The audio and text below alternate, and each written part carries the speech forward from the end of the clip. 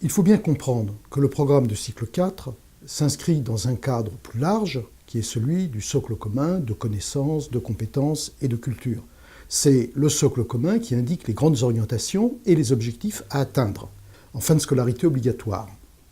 Les programmes, quant à eux, pour chaque discipline, définissent les connaissances et les compétences nécessaires pour atteindre précisément ces objectifs qui sont définis par le socle. Il n'y a pas de hiatus entre les deux, mais plutôt une imbrication, et c'est encore plus vrai pour ce qui concerne la communication en langue étrangère, puisque c'est une composante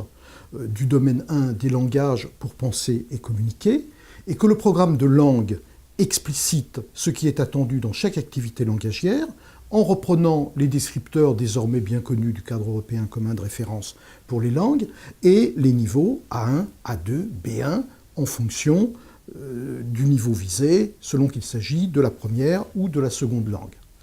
En ce qui concerne la LV2, le niveau A2 doit être atteint dans au moins 2 activités langagières.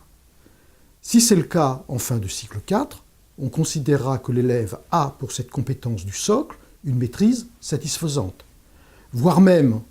une maîtrise très bonne s'il atteint le niveau A2 dans plus d'activités langagières. Je renvoie pour cela au document d'aide à l'évaluation qui se trouve sur le site EduScol. Donc le professeur organise son enseignement en fonction du programme, il évalue régulièrement l'élève dans les différentes activités langagières,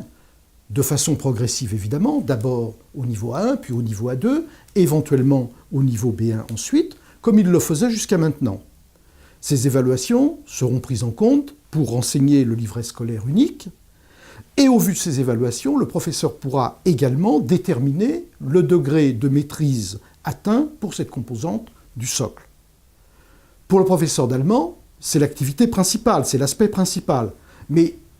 il peut et doit aussi participer à la validation d'autres composantes du socle commun avec ses collègues, avec l'équipe pédagogique, en particulier pour le domaine 2 des méthodes et outils pour apprendre, le domaine 3, formation de la personne et du citoyen, et aussi, en partie, le domaine 5, les représentations du monde et l'activité humaine. Dans Gutefahrt, pour faciliter le travail du professeur et pour permettre à l'élève de comprendre les objectifs poursuivis, nous indiquons systématiquement,